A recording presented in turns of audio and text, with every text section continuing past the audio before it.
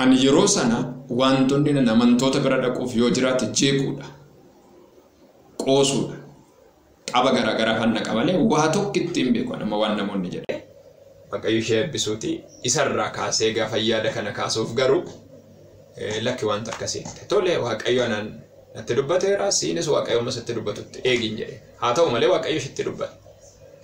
Gaafa waaqayyo ishitti dubbatu tole jette sanaan waadaa galle fuula waaqayyotti anin jedhe har'a fuula waaqayyotti tole jedhe tole jette waadaan keenya waaqayyodha. Sana gidduutti otoon kana jedhee jiru waadaan waaqayyo yookiin waadaan wangeelaa cimaadha. Otoo isheen biyyoota alaa kana hojjechaa jirtu hirummaan otoo jirru qorumsa baay'ee ture, lola baay'ee ture. Akka nuyi yaada kana dhaabnuuf wantoonni hin galle jidduun taane jiru. Waaqayyo garuu yaada isaa waan ta'eef hin danda'amne. Hin amne yaadichi. Eebba waaqarraa akkuma karaashii waan baay'een nu ta'e akkuma kana immoo namoota baay'ee kan hin barre karaa obseete jechuudha.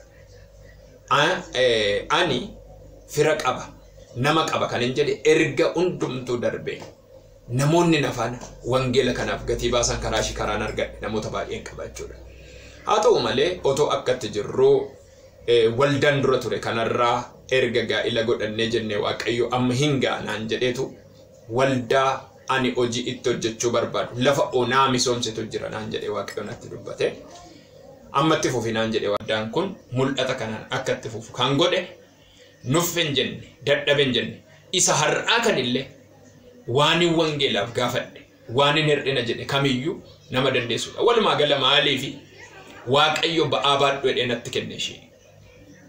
Namoonni tokko tokko har'a gorsa kan hin asiinsinii qabu gaa'ila keessatti abbaan manaa yoo fidee isinitti kennuu baate hudhuudhaa kaatu. Abbaan manaa yoo isinitti kennuu baate bakka abbaa manaa miti nan jaallatu inni manatti waan guutu miti.